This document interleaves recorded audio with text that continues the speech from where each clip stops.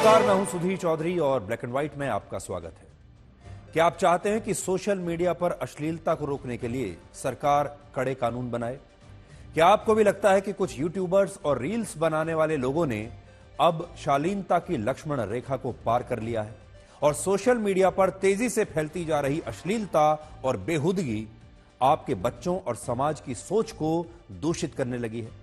हमारे देश के बहुत सारे कंटेंट क्रिएटर्स अभिव्यक्ति की आजादी, क्रिएटिविटी, कॉमेडी और ज्ञान बांटने के नाम पर अश्लील और बेहुदा कंटेंट बना रहे हैं, जिससे हमारे देश के करोड़ों युवाओं और बच्चों के दिमाग दूषित हो रहे हैं।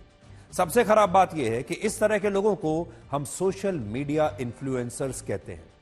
आज सुप्रीम कोर्ट ने एक यूट्यूबर की अश्लील टिप्पणी के मामले में कुछ ऐसी बातें कही हैं जो देश के हर परिवार को सुननी चाहिए। और आज बड़ी बहस यह है कि अश्लीलता की यह सीमा क्या हो, अश्लीलता की परिभाषा क्या होनी चाहिए और यह लक्ष्मण रेखा कौन तय करेगा। इसके बाद आपको महाकुंभ से एक चिंताजनक खबर दिखाएंगे। सरकार की एक एजेंसी ने जब संगम के पानी को चेक किया तो पाया गया कि यह पानी इतना प्रदूषित है कि नहाने की तो बात ही क्या, यह हाथ धोने के योग्य भी नहीं है। और आखिर में आपको प्रधानमंत्री मोदी और कतर के अमीर शेख अल थानी की दोस्ती की तस्वीरें दिखाएंगे। और प्रधानमंत्री मोदी दुनिया के शायद अकेले नेता होंगे जो डोनाल्ड ट्रंप के खास दोस्त हैं, लेकिन व्लादिमीर पुतिन के भी उतने ही करीब हैं, जो इजरायल के यहूदी नेता बेंजामिन नेतन्याहू के भी दोस्त हैं और मुस्लिम देशों के नेताओं से भी उनकी उतनी ही पक्की दोस्ती है। लेकिन आज सबसे पहले हम आपको यह बताएंगे कि हमारे देश में धर्मनिरपेक्षता के नाम पर सनातन धर्म की परंपरा और रीति रिवाजों को अपमानित क्यों किया जाता है। इस समय हमारे देश के विपक्षी नेता मोदी विरोध के चक्कर में महाकुंभ और सनातन धर्म का खुलकर अपमान कर रहे हैं। पश्चिम बंगाल की मुख्यमंत्री ममता बनर्जी ने महाकुंभ को मृत्यु कुंभ बताया है। लालू यादव ने कहा है कि महाकुंभ फालतू है और इसका कोई महत्व नहीं है। समाजवादी पार्टी के नेता शिवपाल यादव ने कहा था कि महाकुंभ का आयोजन बीजेपी के प्रचार के लिए हो रहा है। कुख्यात अपराधी मुख्तार अंसारी के भाई और समाजवादी पार्टी के सांसद अफजाल अंसारी ने कहा कि महाकुंभ में करोड़ों लोगों के स्नान करने से अब स्वर्ग हाउसफुल हो चुका है और वो सनातन धर्म का मजाक उड़ा रहे हैं। इससे पहले कांग्रेस के अध्यक्ष मल्लिकार्जुन खड़गे कह चुके हैं कि गंगा नदी में डुबकी लगाने से गरीबी दूर नहीं हो सकती। और कर्नाटक के उप मुख्यमंत्री डीके शिवकुमार ने भी कावेरी नदी में स्नान करके लोगों से कहा कि अगर उन्हें स्नान ही करना है तो वो प्रयागराज न जाएं और कर्नाटक की ही कावेरी नदी में आस्था की डुबकी लगाएं। आज बड़ा सवाल यह है कि क्या जितनी आलोचना और जितना विरोध महाकुंभ का हो रहा है, क्या वैसा ही विरोध दूसरे धर्मों के धार्मिक आयोजन का हो सकता है? क्या यह संभव है? मुख्यमंत्री ममता बनर्जी हर साल इफ्तार पार्टी का आयोजन करती हैं, लेकिन क्या वो इफ्तार पार्टी के लिए वैसे ही शब्दों का प्रयोग कर सकती हैं जैसे शब्द उन्होंने महाकुंभ के लिए इस्तेमाल किए हैं? क्या लालू यादव भी महाकुंभ की तरह इफ्तार पार्टी को फालतू कह सकते हैं या किसी दूसरे धर्म के त्योहारों और उनकी परंपराओं का मजाक उड़ा सकते हैं? क्या ममता बनर्जी दूसरे धर्मों के त्योहार और परंपराओं के लिए इस तरह के शब्दों का प्रयोग कर सकती हैं? या क्रिसमस और ईस्टर वीक के आयोजनों पर हमारे देश के विपक्षी नेता उसी तरह की विवादित बातें कह सकते हैं जैसी बातें वो महाकुंभ को लेकर आजकल कह रहे हैं? ওটা কোন মৃত্যু কুম্ভ হয়ে গেছে, মৃত্যু কূপের মতো। আমি মহাকুম্ভকে সম্মান করি, আমি শ্রদ্ধা জানাই, পবিত্র গঙ্গা মাকে আমি সম্মান করি, কিন্তু প্ল্যানিং না করে এত হাইপ তুলে এত লোকের মৃত্যু বললেন 30 জন, কথাটা কি সঠিক? কত ডেড বডি ভাসিয়ে দিয়েছেন নদীতে? বড় লোক আর ভিআইপিদের জন্য লক্ষ টাকার ক্যাম্প আর গরিব লোকেদের, সাধারণ লোকেদের জন্য লাইনে দাঁড়ান 15 ঘন্টা 20 ঘন্টা দাঁড়িয়ে। क्या क्या क्या मांग करेंगे कुंभ में सर? जिस तरह से भीड़ बढ़ रही है, अरे सब कुंभ का क्या कोई मतलब है? फालतू है कुंभ। 144 साल का जिक्र होता है। देखिए अगर 144 144 साल का जो जिक्र हुआ है ग्रंथों में कहीं नहीं है। अगर कहीं है तो ये बताएं। तो केवल पीआर बढ़ाने के लिए इन्होंने इस तरीके का सरकारी धन का दुरुपयोग किया है, तो इनको इस्तीफा दे देना चाहिए। मान्यता है कि संगम तट पे नहा करके व्यक्ति पवित्र हो जाएगा, पाप धुल जाएगा। अगर पाप धुल जाएगा तो इसका मतलब आगे वैकुंठ में जाने का रास्ता खुल जाएगा। तो जो आलम दिखाई दे रहा है उससे तो लग रहा है कि नर्क में तो कोई बचे ही नहीं और उधर हाउसफुल हो जाएगा। ಪುರಾಣಗಳೆಲ್ಲ ನೀವು ನೋಡಿದ್ರೆ ಗಂಗೆ ಎಷ್ಟು ಪವಿತ್ರ ಇದೆಯೋ, ಗಂಗಾ ನದಿಗೆ, ಸರಸ್ವತಿ ನದಿಗೆ ಎಲ್ಲ ಇದೆಯೋ, ಯಮುನಾ ನದಿಗೆ ಅಷ್ಟೇ ಪವಿತ್ರತೆ ನಮ್ಮ ಕಾವೇರಿಗೂ ಇದೆ. ಸೊ ಅದರಿಂದ ಕಾವೇರಿಯ ಭಾಗಗಳಿವು. ಸೊ ಅದಕ್ಕೆ ಎಲ್ಲ ಜನ ಇಲ್ಲಿ ನೀವು ಅಲ್ಲೋಗಿ ಹೆಚ್ಚು ಕಮ್ಮಿ ಮಾಡ್ಕೊಳ್ಳೋದು ಬೇಡ, ಭಾಳ ಕಷ್ಟ ಇದೆ. ಎಲ್ಲ ಇಲ್ಲೇ ಬಂದು ತಮ್ಮ ಏನು ಬದುಕಿನಲ್ಲಿ ಏನೇನು ಪ್ರಾರ್ಥನೆ ಮಾಡ್ಕೊಳ್ಬೇಕೋ, ಪ್ರಯತ್ನಕ್ಕಿಂತ ಪ್ರಾರ್ಥನೆ ಫಲ ಸಿಗ್ತದೆ ಅನ್ನೋದ್ರೆ ನನಗೂ ಕೂಡ ನಂಬಿಕೆ ಇದೆ. ಸೊ ಬಂದು ಎಲ್ಲ ವ್ಯವಸ್ಥೆನ ಈಗ ಪ್ರಾರಂಭ ಮಾಡಿದ್ದಾರೆ, ತಾವೆಲ್ಲ ಉಪಯೋಗಿಸ್ಕೊಳ್ಬೇಕು ಅಂತೇಳಿ ನಾನು ನಮ್ಮ ರಾಜ್ಯದ ಕುಂಭಮೇಳಕ್ಕೆ अब बड़ा सवाल यह है कि हमारे देश के विपक्षी नेता महाकुंभ का इतना विरोध क्यों कर रहे हैं? इसके पीछे क्या कारण हो सकता है? उनकी क्या मंशा है? क्या उन्हें सनातन धर्म में विश्वास नहीं है? क्या इसके पीछे कोई और मंशा हो सकती है? तो इसका पहला और सबसे बड़ा कारण यह है कि महाकुंभ का आयोजन उत्तर प्रदेश के प्रयागराज में हो रहा है, जहां योगी आदित्यनाथ की सरकार है। दूसरा, इस विरोध का एक बड़ा कारण है प्रधानमंत्री मोदी, और मोदी का विरोध करते करते अब हमारे देश के नेता महाकुंभ और सनातन धर्म का भी विरोध करने लगे हैं। तीसरा कारण है करोड़ों लोगों की भीड़ जो महाकुंभ में इस समय आ रही है। महाकुंभ में अब तक देश भर के 55 करोड़ लोग आ चुके हैं, जबकि लोकसभा के चुनाव में बीजेपी और उसके सहयोगी दलों को 29 करोड़ लोगों ने वोट दिया था। 29 करोड़ वोट मिले थे और विपक्षी दलों को 27 करोड़ वोट मिले थे लोकसभा के चुनाव में, जबकि महाकुंभ में अब तक लगभग 55 करोड़ लोग स्नान कर चुके हैं और यही भीड़ इस समय पूरे विपक्ष को शायद परेशान कर रही है। चौथा कारण है मुस्लिम तुष्टीकरण। इन नेताओं को लगता है कि वो जितना सनातन धर्म की परंपराओं का विरोध करेंगे, देश के मुसलमान उतना ही खुश होंगे। ये उनकी बहुत बड़ी गलतफहमी है, ऐसा है नहीं। इसलिए हम उनसे ये कहेंगे कि राजनीति अगर करनी है तो देश से जुड़े विषयों पर करनी चाहिए, धर्म से जुड़े इस प्रकार के आयोजनों को राजनीति में नहीं लाना चाहिए। पांचवां कारण है हिंदुत्व की राजनीति, जिसकी सबसे बड़ी पोस्टर बॉय बीजेपी है। सबसे बड़ी जो पार्टी है जो हिंदुत्व के नाम पर राजनीति करती है, और इन्हीं सारे मुद्दों के कारण विपक्षी नेता महाकुंभ के आयोजन पर लगातार सवाल उठा रहे हैं। प्रयागराज एक ऐसा शहर है जो सनातन धर्म की परंपराओं से जुड़ा हुआ है। अब जो लोग महाकुंभ आ रहे हैं वो काशी विश्वनाथ भी जा रहे हैं, वो अयोध्या में राम मंदिर के दर्शन के लिए भी जा रहे हैं। यानी ये अगर पूरा सर्किट आप देखेंगे तो ये सनातन धर्म का और हिंदुत्व का सर्किट बन गया है। और विपक्षी दलों के नेताओं को यह चिंता है इस बात की कि जब देश के बड़ी संख्या में लोग इस सनातन धर्म के सर्किट से गुजरेंगे, जब इन जगहों पर जाएंगे, तो शायद वो बीजेपी के वोटर बन जाएंगे। बड़ी बात यह है कि महाकुंभ में अव्यवस्थाओं की बात करना गलत नहीं है। अव्यवस्था वहां पर है, बहुत लोगों को परेशानी हो रही है और हम हर रोज इसके बारे में आपको बताते हैं। गलत वो है जब इन अव्यवस्थाओं के नाम पर महाकुंभ और सनातन धर्म को निशाना बनाया जाता है।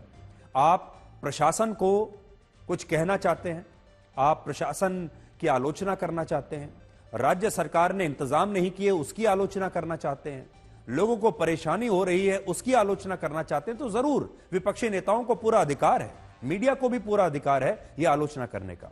लेकिन इस आलोचना के बीच में सनातन धर्म को नहीं लाना चाहिए, इस संस्कृति को बीच में नहीं लाना चाहिए।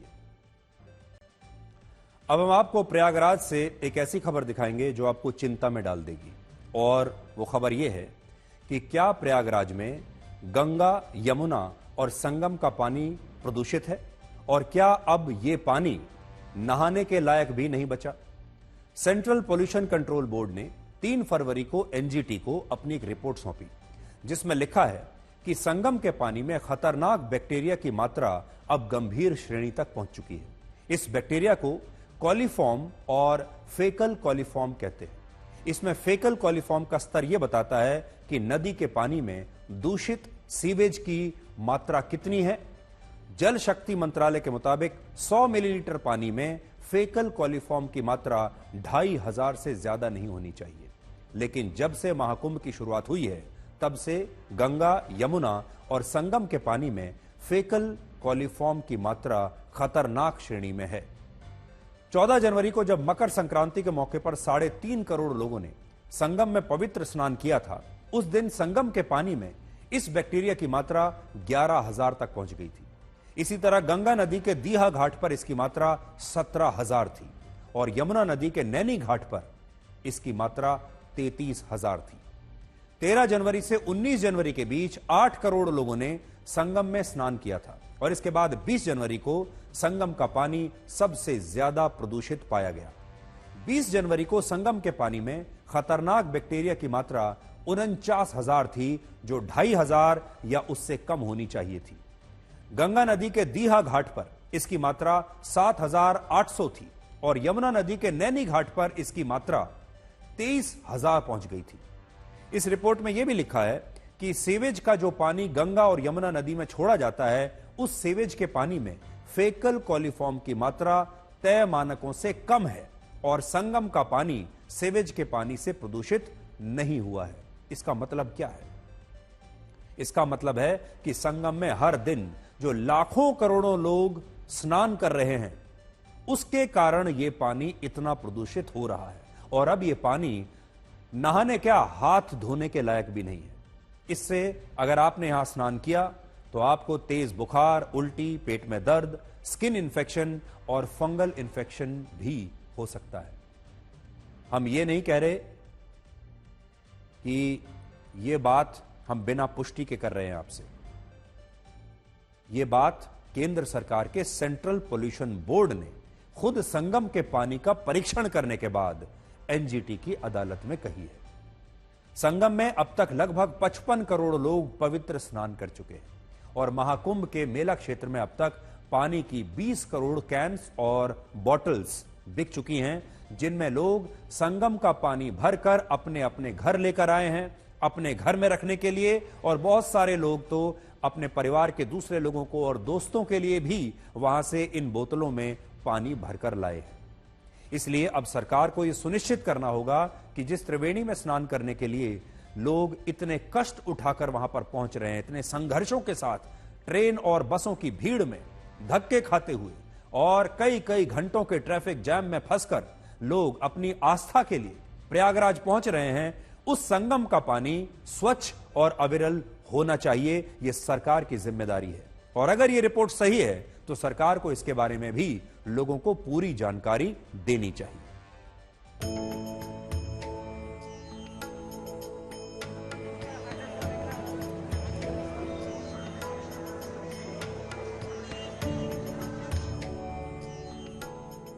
एक तरफ संगम में रोजाना करोड़ श्रद्धालु स्नान कर रहे हैं, तो वहीं दूसरी तरफ केंद्रीय प्रदूषण नियंत्रण बोर्ड की रिपोर्ट कहती है कि संगम का पानी नहाने लायक नहीं बचा है। सीपीसीबी ने एनजीटी को दी अपनी रिपोर्ट में साफ तौर पर कहा है कि प्रयागराज के संगम के तमाम जगहों पर जो नमूने लिए गए वो इस बात की पुष्टि करते हैं कि यहाँ का पानी नहाने लायक नहीं है और सबसे ज्यादा अमृत स्नान के मौके पर जब श्रद्धालुओं की संख्या बढ़ी तो ये पानी ज्यादा प्रदूषित हो गया। नेशनल ग्रीन ट्रिब्यूनल की 3 सदस्यीय बेंच इस गंगा और यमुना में सीवेज प्रदूषण को लेकर सुनवाई कर रही थी, जिसमें सीपीसीबी ने अपनी ये रिपोर्ट एनजीटी को सौंप दी है। आप पानी में फ्लो आप जाकर के देखिए, कोई आप वहां पर स्नान करिए तो आप जो है देखेंगे कि आपका पैर एक बार उठा करके करेंगे तो दोबारा रखेंगे तो वहां पर पैर नहीं पड़ सकता, इतना मैंने फोर्स है पानी के अंदर, इतनी शुद्धता है। तो ये सब चीजें, ये सब बातें इसलिए लोग फैला रहे हैं कि वहाँ बहुत ही पानी निर्मल है। लोग वहाँ से लेके आप घरों को लेके जा रहे हैं, संगम के जल को आप देखिए, वहाँ करोड़ों तो वो बिक गया होगा जो लोग जिसमें लेकर के जा रहे हैं शीशी, और उसमें तो ऐसा ये कहना गलत है। भीड़ है लेकिन उसका अपना आनंद अलग है। उस भीड़ के बीच से ही आनंद लेने की आवश्यकता है। थोड़ा पैदल चलना पड़ सकता है लेकिन चलना चाहिए, यही जीवन है। और देखना चाहिए जीवन की मस्ती। पूरे देश भर से लोग आए हैं, उसके बीच से जा करके देखें, उनके उत्साह को देखें। इस रिपोर्ट और राजनीति के बीच महाकुंभ में हिंदू श्रद्धालुओं की भीड़ कम होने का नाम नहीं ले रही और अब भी ट्रेनों और बसों में हर रोज लाखों लोग प्रयागराज पहुंच रहे हैं और प्रयागराज जाने वाली सड़कों पर 15 से 20 किलोमीटर लंबा ट्रैफिक जैम अब भी लगा हुआ है। सबसे बड़ी बात यह है कि जितने भी लोग महाकुंभ में आ रहे हैं उनका कहना है कि वो तपस्या करके प्रयागराज पहुंच रहे हैं। ये जो कष्ट है, ये जो संघर्ष है, ये एक प्रकार की तपस्या है और उन्हें 15-15 किलोमीटर पैदल चलकर महाकुंभ पहुंचने में भी एक आनंद प्राप्त हो रहा है।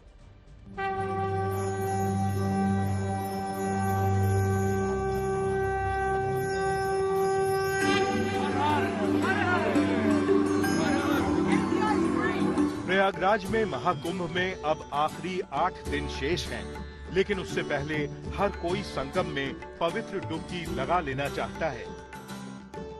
पहले अनुमान लगाया गया था कि अमृत स्नान और माघ का महीना खत्म होने के बाद प्रयागराज में भीड़ कम हो जाएगी, लेकिन समय बीतने के बाद भी लोगों का उत्साह कम नहीं हुआ है। अब तक करीब 55 करोड़ लोग महाकुंभ में स्नान कर चुके हैं और आस्था का ये सैलाब लगातार संगम तक पहुंच रहा है।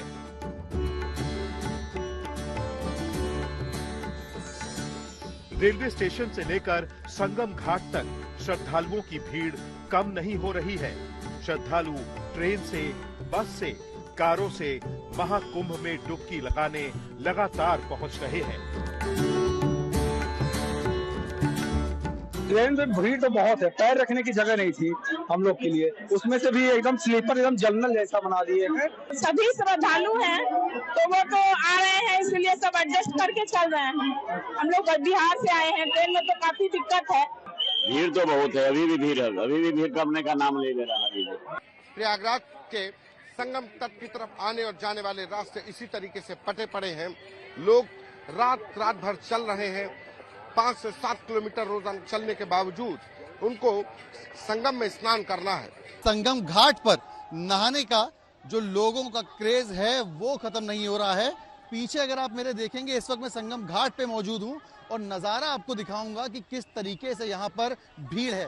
ये घाट का जो रास्ता जाता है, जहाँ पर आप भीड़ देखेंगे बड़ी संख्या में, ये संगम घाट है। त्रिवेणी का संगम यहाँ पर होता है, जहाँ पर लोग जो हैं वो दूर दूर से नहाने आ रहे हैं। कि हमारे देश के अलग अलग कोने से सभी लोग आ रहे हैं, जिससे यहाँ की एकता का पता चल पा रहा है और ये भी जान पा रहे हैं कि यहाँ व्यवस्थाएं हैं। स्नान किया, बहुत फिर अच्छा कैसा लगा। जय गंगा मैया की जय हो। कुंभ में हाँ ये बड़ा क्रेज है। छोटे छोटे बच्चों को आप लोग कुंभ ला रहे हैं, दिक्कत नहीं, और इनको लेके तो काफी चलना पड़ रहा होगा। हाँ हुआ दिक्कत, कुछ भीड़ का सामना करना पड़ा। नहाने के बाद जो आनंद आया है उसमें लोगों का कहना है कि सब कुछ ठीक हो गया है। वीडियो जर्नलिस्ट शुभम शुक्ला के साथ सिमर चावला, प्रयागराज, आज तक।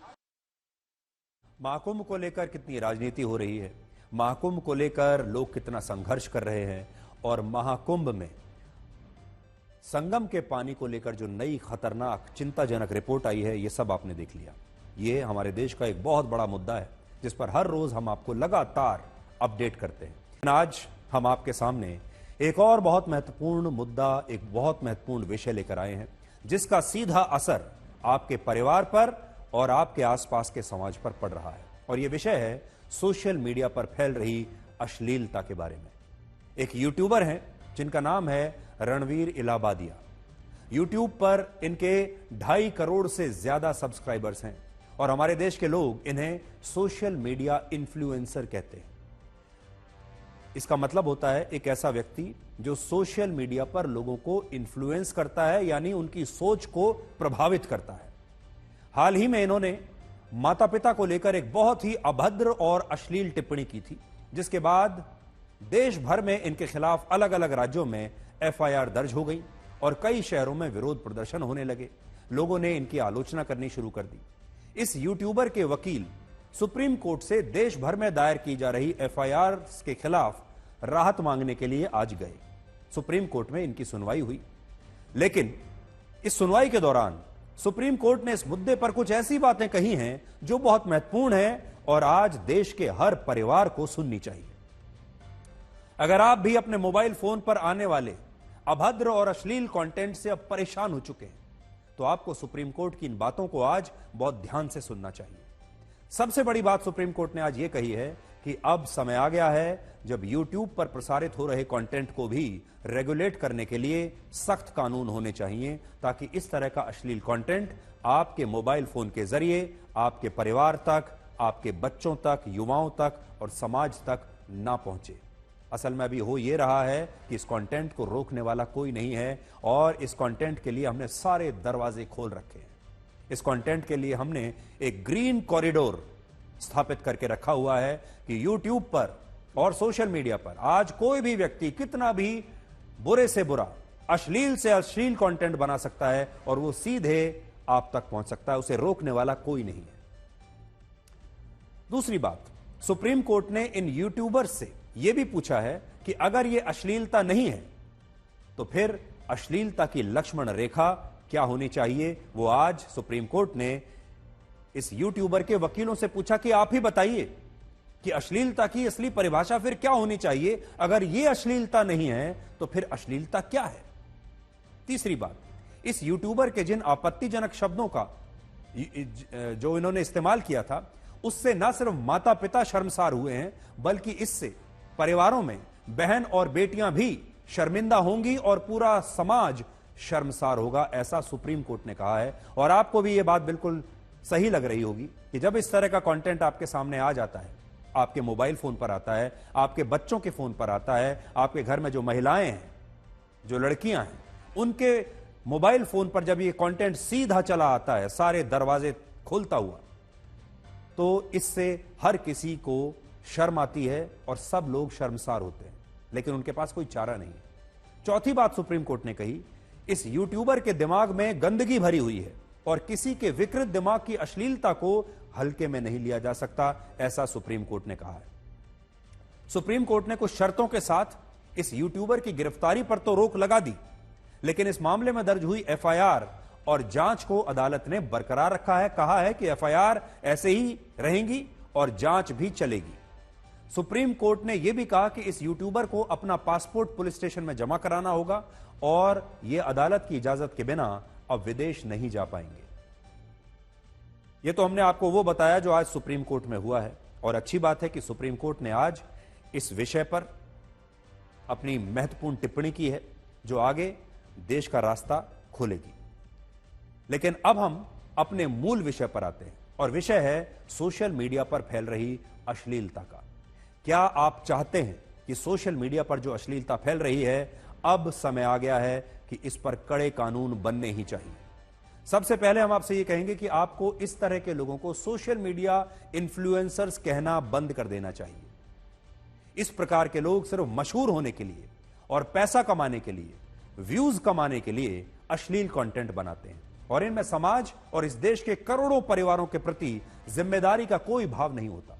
अब सोचिए, एक व्यक्ति जिसके पास करोड़ों में फॉलोअर्स हैं, उसके YouTube चैनल पर करोड़ों सब्सक्राइबर्स हैं, आप सोचिए कितनी जिम्मेदारी का काम है और कितनी जिम्मेदारी से ऐसे यूट्यूबर्स को अपनी बात कहनी चाहिए। लेकिन यह जिम्मेदारी का भाव इनके अंदर है ही नहीं। इनके अंदर यह समझ ही नहीं है कि इतने बड़े प्लेटफॉर्म को जिम्मेदारी के साथ समाज के लिए, लोगों के लिए, युवाओं के लिए कैसे इस्तेमाल किया जाता है। अगर हम इस यूट्यूबर को एक केस स्टडी मान लें आज आपके सामने, तो 31 वर्ष के ये यूट्यूबर मुंबई जैसे महानगर में रहते हैं, एक पढ़े लिखे और साधन संपन्न परिवार से आते हैं। इन्होंने इलेक्ट्रॉनिक इंजीनियरिंग की पढ़ाई की है, इलेक्ट्रॉनिक इंजीनियर हैं। इनके माता पिता मुंबई के मशहूर डॉक्टर्स हैं और इन्होंने मुंबई के एक ऐसे स्कूल से पढ़ाई की है जहां पर एडमिशन मिलना भी आसान नहीं है। बहुत बड़े स्कूल से पढ़कर ये आए हैं। सोचिए, इतने पढ़े लिखे परिवार से आने के बाद भी 31 साल की उम्र में इस यूट्यूबर के दिमाग में इतनी गंदगी आखिर कैसे भर गई?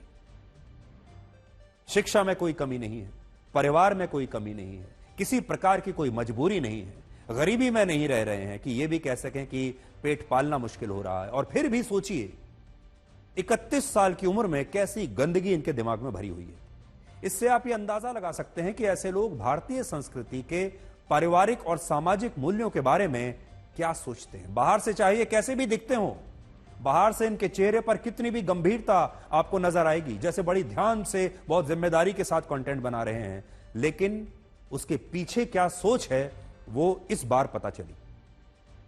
एक बात बिल्कुल स्पष्ट है कि इस यूट्यूबर के जीवन में ऐसा गंदा कंटेंट बनाकर पैसा कमाने की कोई मजबूरी नहीं रही होगी, और यह काम उन्होंने अपनी स्वेच्छा से सिर्फ अपने सब्सक्राइबर्स बढ़ाने के लिए, कूल दिखने के लिए और ज्यादा पैसा कमाने के लालच में किया होगा। और इस तरह के यूट्यूबर को यह अंदाजा ही नहीं है कि यह ऐसा अश्लील और अभद्र कंटेंट बनाकर इस देश के करोड़ों छोटे छोटे बच्चों के दिमाग में वही गंदगी भर रहे हैं जो इनके दिमाग में है। और यह सब कुछ हो रहा है सब्सक्राइबर्स, व्यूज और पैसे के लिए। अब जरा कल्पना कीजिए कि भारत के जो करोड़ों बच्चे इन यूट्यूबर्स के वीडियोस को देखकर बड़े होंगे और जब वो पारिवारिक रिश्तों को निभाना शुरू करेंगे तो उनकी सोच तब तक कितनी विकृत हो चुकी होगी। भारत के सामने आज सबसे बड़ी चुनौती यह है कि यहां घर घर में इंटरनेट और मोबाइल फोन तो पहुंच गया, लेकिन साथ ही इस अश्लीलता की एंट्री भी आपके परिवारों में इस मोबाइल फोन के जरिए हो चुकी है। आपने अपने घर के दरवाजे तो बेशक बंद कर लिए होंगे। जब आप अपने घर में रात को सोते हैं तो आप अपने दरवाजे अंदर से बंद करके ही सोते होंगे, लॉक करके सोते होंगे, ताकि बाहर से कोई चोर अंदर ना आ जाए, सुरक्षा के लिए। लेकिन आपके मोबाइल के फोन के जरिए, इंटरनेट के जरिए ये अश्लील कंटेंट, ये अभद्र कंटेंट आपके सारे दरवाजों को चीरता हुआ आपके घर में पहुंच चुका है।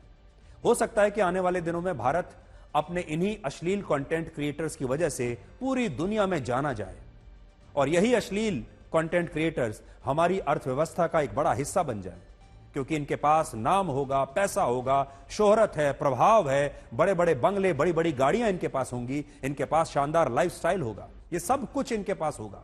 और देश के युवा इन्हें अपना रोल मॉडल मानने लगेंगे। वो सोचेंगे कि हमें इनके जैसा कूल दिखना है, इनके जैसा कूल बनना है।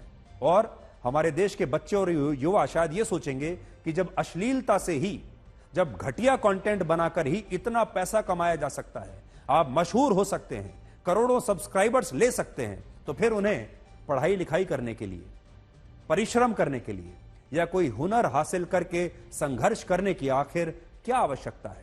जिंदगी तो इतनी आसान हो जाएगी। आज भारत में लोग प्रतिदिन औसतन 3 घंटे मोबाइल फोन पर रील्स और शॉर्ट वीडियोस देखते हैं, और 35 करोड़ लोग हर महीने में कम से कम एक रील इंस्टाग्राम पर अपलोड करते हैं। और इन रील्स बनाने वालों में बड़ी संख्या उन युवा लड़के लड़कियों की है जो ना तो पढ़े लिखे हैं, ना उनके पास कोई हुनर है, ना कोई स्किल है। सिर्फ अश्लीलता और बेहूदगी करके वो लगातार अपने व्यूज बढ़ाते जा रहे हैं। आपने देखा होगा आज सोशल मीडिया पर बड़ी संख्या में लड़के ही नहीं बल्कि लड़कियां भी अश्लील कंटेंट बना रही हैं, और देश भर के लोग उन्हें घर बैठकर देख रहे हैं।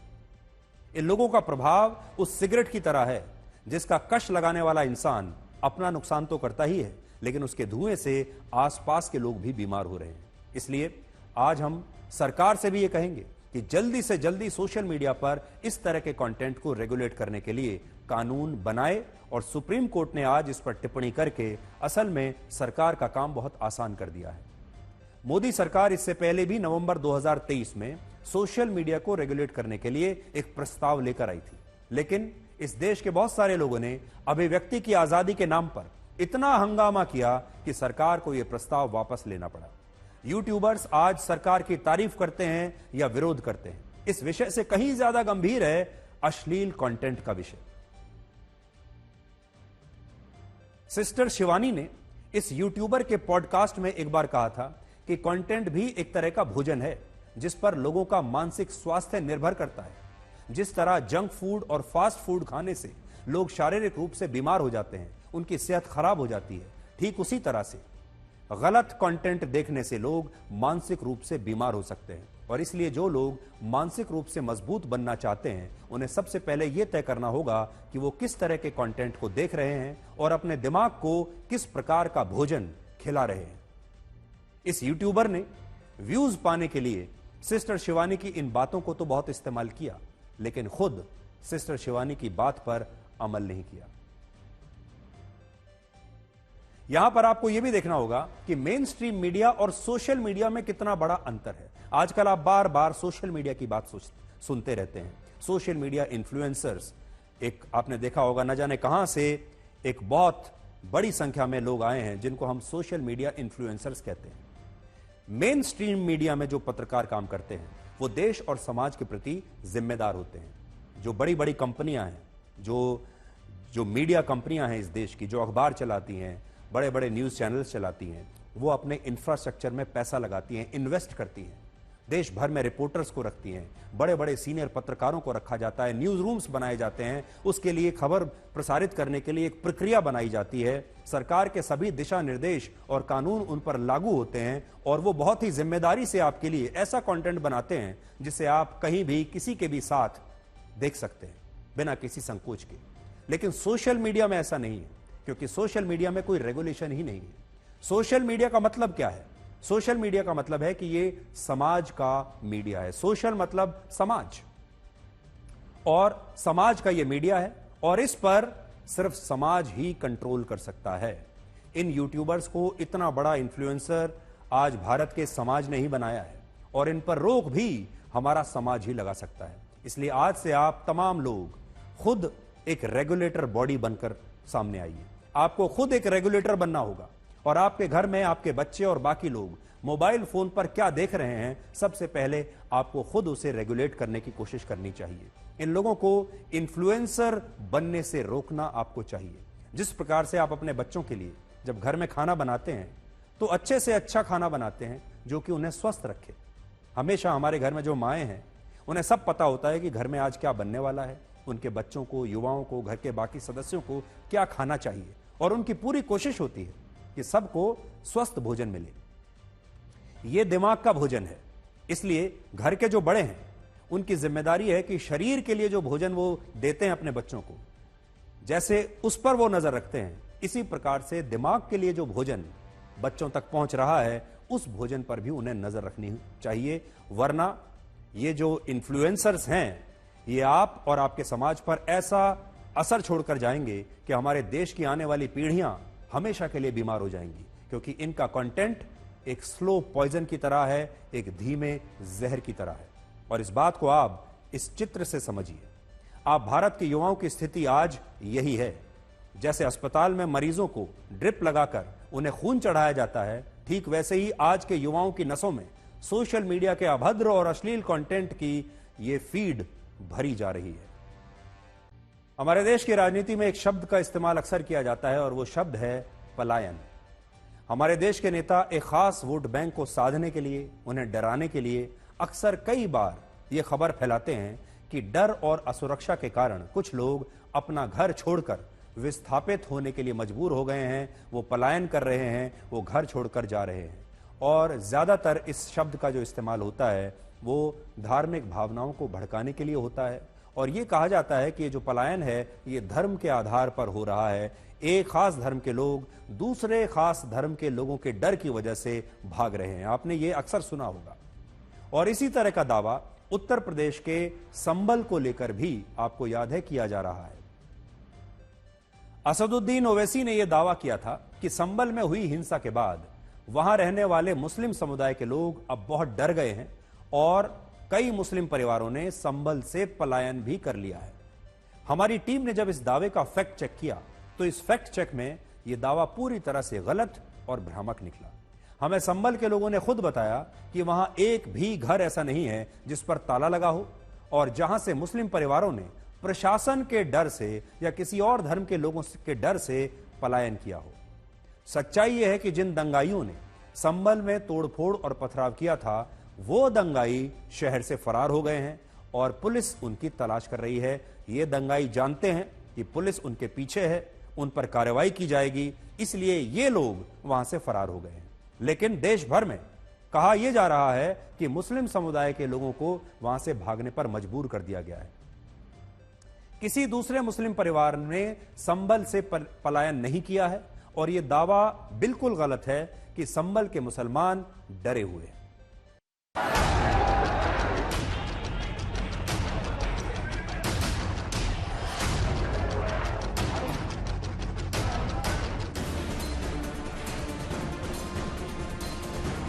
कुछ घटनाएं राजनेताओं के लिए गर्म तंदूर की तरह होती हैं, जिसमें वो अपनी राजनीतिक रोटियां सेक सकें। संभल में हुई हिंसा वैसी ही घटना थी। AIMIM के अध्यक्ष असदुद्दीन ओवैसी ने संभल को लेकर एक ऐसा झूठ बोला है जिसकी सच्चाई से अब वो भाग रहे हैं। ओवैसी ने एक्स पोस्ट पर लिखा कि संभल में डर और जुल्म का ऐसा माहौल बना दिया गया है कि वहां के मुसलमान शहर से पलायन करने को मजबूर हो गए हैं। अपनी इस एक्स पोस्ट के साथ उन्होंने एक न्यूज रिपोर्ट भी लगाई है जिसमें एक घर पर ताले की तस्वीर है। हमारी टीम संभल की उन गलियों में गई जहां 24 नवंबर 2024 को हिंसा हुई थी। आज उन गलियों में जनजीवन सामान्य है। बच्चे स्कूल जाने लगे हैं, दुकानें खुली हुई हैं, लोग अपने अपने काम में व्यस्त हैं। कहीं कोई डर का माहौल नहीं है। संभल में 24 नवंबर को जो हिंसा हुई उसके कुछ दिनों बाद जो है यहाँ जरूर ताले जो है नजर आए थे मकानों पर, लेकिन आज हम उसी इलाके में मौजूद हैं जहां इस पूरे इलाके में हिंसा हुई थी। लेकिन आज यहाँ पर क्या हालात है ये हम तस्वीरें आपको दिखाते हैं। देखिए ये वो इलाका है जिन गलियों में उस दिन भीड़ मौजूद थी, लोग चले गए, लेकिन आज यहाँ पर जो जनजीवन है वो सामान्य नजर आता है। लोग अपने अपने घरों के अंदर है। यहाँ आप देखेंगे तो इन गलियों में न इस तरीके की कोई परेशानी है, न कोई ऐसी दिक्कत नजर आती है। लोग सामान्य जनजीवन जो है यहाँ पर कहीं ना कहीं जी रहे हैं। और देखिए ये जो मकान है वो सीधे तौर पर जो खुले हैं और ना ही ऐसी कोई दिक्कत जो है यहाँ पर दिखाई देती है। यहाँ पर कोई नहीं गया है, सब यहीं पर है। क्या ऐसा कुछ है जो लोग यहाँ से नहीं, कोई नहीं गया, सबके घर खुले हुए हैं। हिंसा के बाद क्या कुछ ऐसा हुआ है? हिंसा के बाद कुछ नहीं, कोई प्रशासन कोई वो नहीं कर रही परेशान, इधर सब ठीक है। नहीं, ये गलत बात है। सारे मकान खुले हुए हैं, किसी का ताला नहीं है। 1000 से ज्यादा घरों में ताला लगने का दावा किया गया, लेकिन यकीन मानिए सच में ऐसा कुछ भी नहीं मिला। न घरों में ताले हैं, न ही लोग डरे हुए हैं, बल्कि जिन घरों में ताले हैं उनकी अलग कहानियां हैं। ये है वो घर। इसी घर की तस्वीर सोशल मीडिया पर पोस्ट करके ओवैसी झूठ फैला रहे हैं कि संभल के मुसलमान पलायन करने लगे हैं। अब इसकी सच्चाई सुनिए। कुछ घरों पर मकानों पर ताले लगे होने की बात सामने आई है, लेकिन इसकी हकीकत क्या है ये हम देख सकते हैं यहाँ पर। देखिए यहाँ मकानों पर ताले तो लगे हैं, लेकिन इसकी वास्तविकता क्या है ये इसके लिए हमने यहाँ पर लोगों से बातचीत की। कुछ लोगों ने कहा कि यहाँ पर जो ताले लगे हैं वो सामान्य तौर पर ऐसा कुछ नहीं है, जो है लोग अपने कहीं बाहर चले गए हैं, वैसे गए हैं, किसी कामों से गए हुए। लेकिन यहाँ जो एक बुजुर्ग है उनसे पूछेंगे, क्या नाम है आपका? वसीम। वसीम जी, ये यहाँ इधर आकर के अगर आप जो दिखाएं जी, ये क्या है? ये और ये घर एक ही है, ये बैठक है उसकी, और ये लोग बाहर गए हुए शायद। ये इस वाले मकान पे जो ताला लगा है? हाँ, दोनों ताले एक ही मकान के। और ये बाकी जगह पर और ये तो है आदमी, यहाँ ताला नहीं, ये एक घर ही है। इसकी बैठक वो है ना, इसकी बैठक वो है, उसकी बैठक ये है। ये एक घर ये है, एक घर ये है। तो ये मकानों पर जो ताले लगने की बात जो कही, ताले कहाँ है? ताले हैं तो शादी भी जाएंगे तो ताले ही लगाएंगे ना। क्या पलायन वगैरह? नहीं, ऐसा कुछ नहीं है। हमारे यहाँ से तो कोई पलायन हुआ नहीं, इस मोहल्ले से खास तरीके से सब लोग हैं। अभी भी 8 दिन पहले भी ये लोग थे, समझे, कल या परसों ही निकले। संभल से फिलहाल वही लोग गायब हैं जिन्होंने 24 नवंबर को हिंसा की थी। पुलिस उन्हें खोज रही है, इसीलिए वो संभल से फिलहाल पलायन कर गए हैं। इस तरीके की जो भी बात है ये बेसलेस है।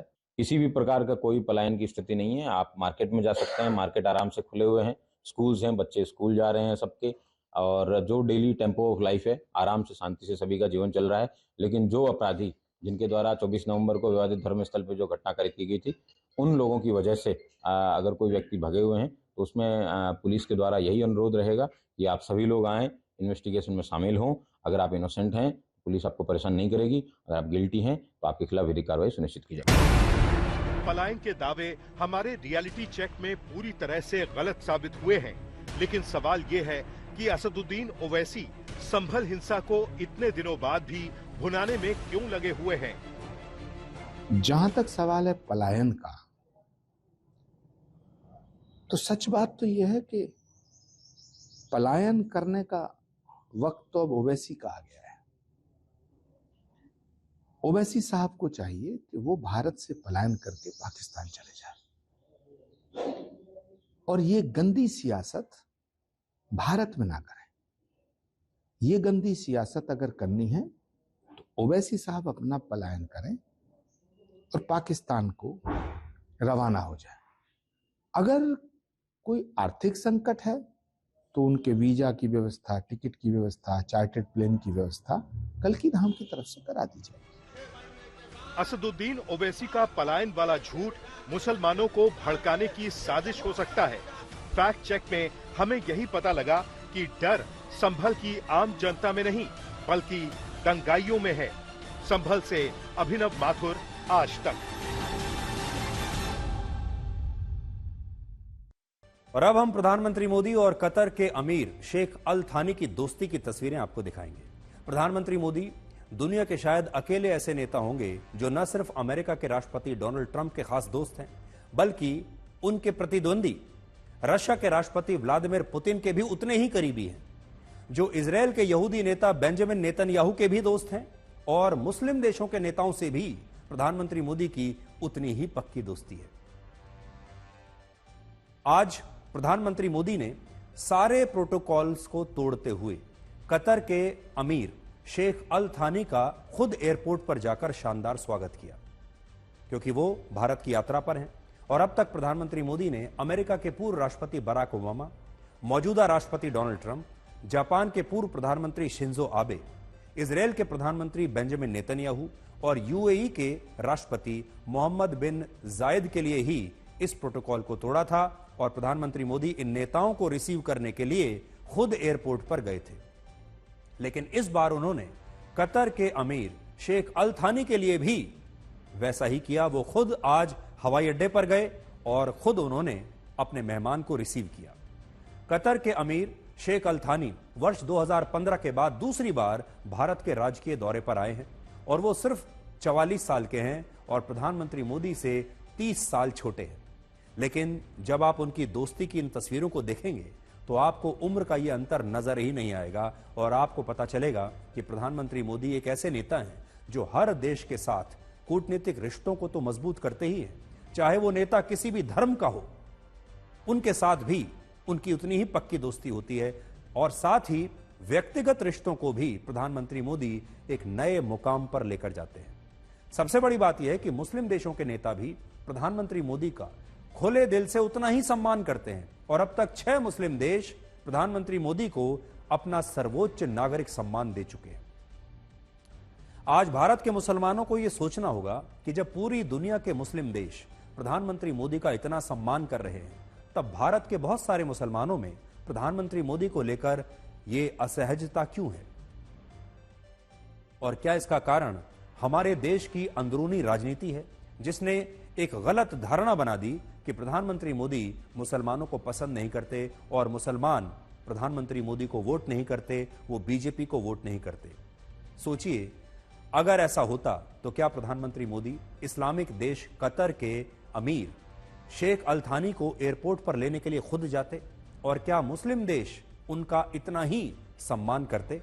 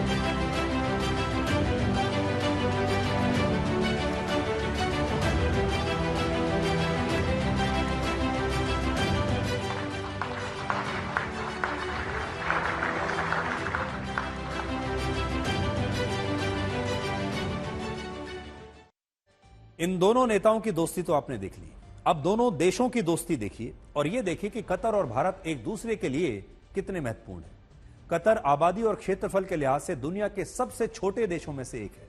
कतर का क्षेत्रफल सिर्फ 11,581 वर्ग किलोमीटर है और यह भारत के त्रिपुरा राज्य के बराबर है। इसके अलावा कतर की कुल आबादी सिर्फ 30 लाख है और इनमें भी 8 लाख लोग यानी 27% लोग भारतीय मूल के हैं और ये तमाम भारतीय हर साल लगभग 15,000 करोड़ रुपए कतर से भारत में भेजते हैं अपने परिवारों को और कतर भारत को अपना सबसे अच्छा दोस्त मानता है। पिछले साल जब कतर में कुछ भारतीय नागरिकों को फांसी की सजा हुई थी, तब भारत के आग्रह पर कतर के अमीर शेख अल थानी ने ही इन भारतीयों की सजा को रद्द कर दिया था और उन्हें सकुशल भारत लौटने में मदद की थी। सबसे बड़ी बात यह है कि भारत अपनी कुल गैस का 70% आयात अकेले सिर्फ कतर से करता है और कतर एक ऐसा देश है जिसे दुनिया मिडिल मैन भी कहती है। अफगानिस्तान में अमेरिका और तालिबान के बीच जो संघर्ष विराम हुआ था, उसका समझौता कतर में ही हुआ था और हाल ही में इजरायल और हमास के बीच युद्ध विराम का समझौता भी कतर ने ही करवाया था और कतर अक्सर इस तरह के विवादों में, अंतर्राष्ट्रीय विवादों में एक मध्यस्थ की भूमिका निभाता है और यही कारण है कि भारत कतर को इतना महत्व देता है। हालांकि कतर के लिए भारत भी उतना ही महत्वपूर्ण है। जब मुस्लिम देशों ने ईरान से समझौता करने के कारण कतर को अलग थलग कर दिया था, तब भारत ही एक ऐसा देश था जिसने कतर की हर तरीके से मदद की थी। इसके अलावा कोविड के समय भी भारत ने कतर की मदद की थी और हमारी नौसेना आज भी कतर के नौसैनिकों को ट्रेनिंग देती है और कतर की लेबर फोर्स और उसकी अर्थव्यवस्था को चलाने में भारत एक बहुत बड़ी भूमिका निभाता है। तो बचपन में सोचा करते थे कि बड़े होकर कुछ बेहतर हासिल करेंगे, लेकिन हमें क्या पता था कि बचपन से बेहतर कुछ है ही नहीं।